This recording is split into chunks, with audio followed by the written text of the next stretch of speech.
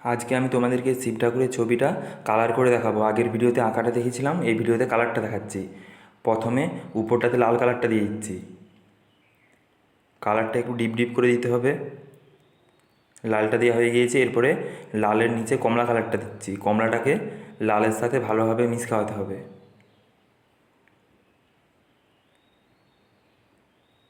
কমলা কালারটা দিয়ে দিলাম। এরপরে আমি হলুদ কালারটা দিয়ে দিচ্ছি। হলুদটাকে কমলার সাথে মিক্স খাওয়াতে হবে। আর হলুদের নিচটাকে একটু জল দিয়ে ঘষে মিক্স খাওয়াতে হবে।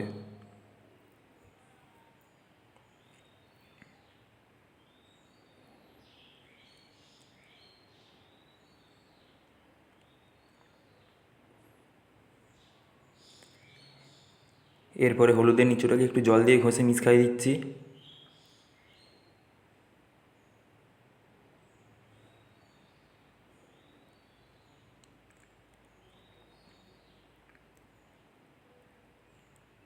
এই দিকটাকেও একটু জল দিয়ে ঘষে মিক্স খাইয়ে দিচ্ছি। মিক্স খাওয়ানো হয়ে গিয়েছে। এরপরে আমি মাটিটাতে কালো রঙটা দিয়ে দিচ্ছি। মাটিটা পুরোটাই কালো হবে।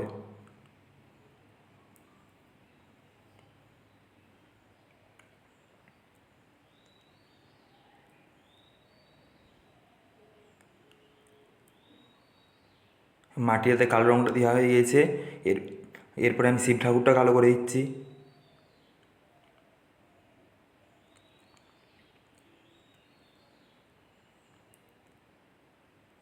কালো রঙটাকে একটু ডিপ ডিপ করে দিতে হবে। ডিপ ডিপ করে দিলে ছবিটা দেখতে সুন্দর লাগবে।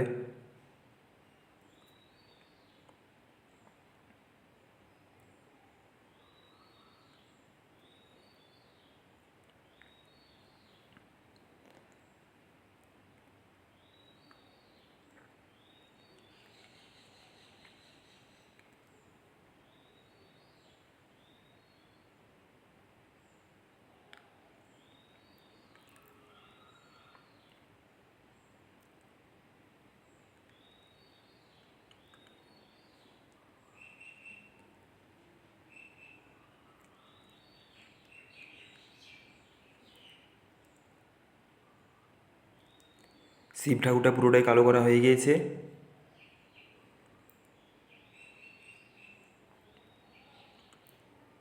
এরপরে আমি শিব ঠাকুরের হাতের ত্রিশূলটাকেও কালো করে দিচ্ছি।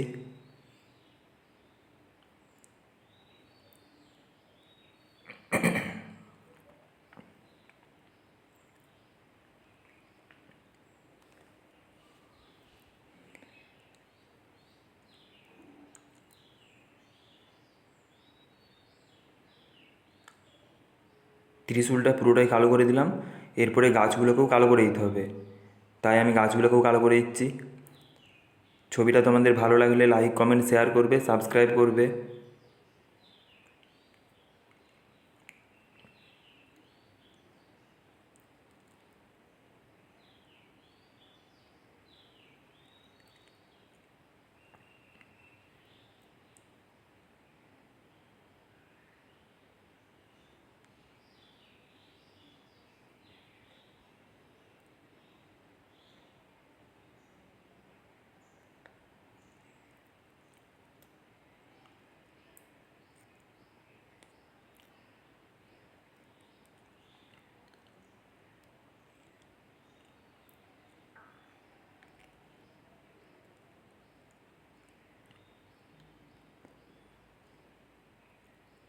এরপরে আমি ঘাসগুলোকেও কালো করে দিচ্ছি।